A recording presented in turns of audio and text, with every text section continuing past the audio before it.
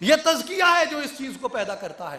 اور یہی تزکیے کا وہ مرحلہ ہے کہ جس سے انسان کے اندر کی وحشت مرتی ہے۔ نفسیات کا ایک محاورہ ہے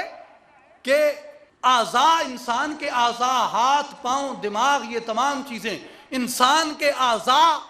انسان کی خواہش کے تابع ہیں، انسان کی خواہش اس کے اعضاء کے تابع نہیں ہے۔ آدمی کے ہاتھ جو کچھ کرتے ہیں وہ آدمی کی خواہش کی تصویر ہوتی ہے،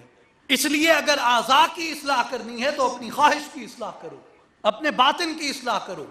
کیونکہ جب تک اندر وحشت موجود ہے باہر سے شگفتگی نہیں آ سکتی۔ کسی انسان کے اعضاء کا شگفتہ عمل وہ انسان کے باطن کی شگفتگی کو ظاہر کرتا ہے،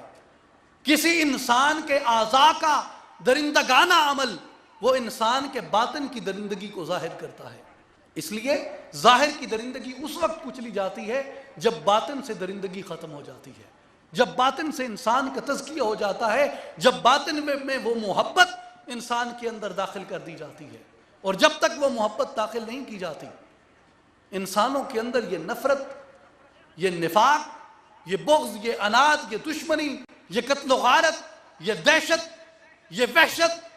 یہ درندگی، یہ تشدد یہ ختم نہیں ہو سکتا۔ اور صوفیاء کی تحریک کی میں بار بار بات کر رہا ہوں، اس کا کمال ہی یہ تھا کہ وہ اپنی محفل میں بیٹھنے والوں کا وہ تزکیہ فرما دیتے تھے، ان کا تزکیہ فرما کے ان کو محبت کا بیکر بنا کے بے فکر ہو جاتے تھے کہ اس آدمی سے اب معاشرے میں تشدد جنم نہیں لے سکتا۔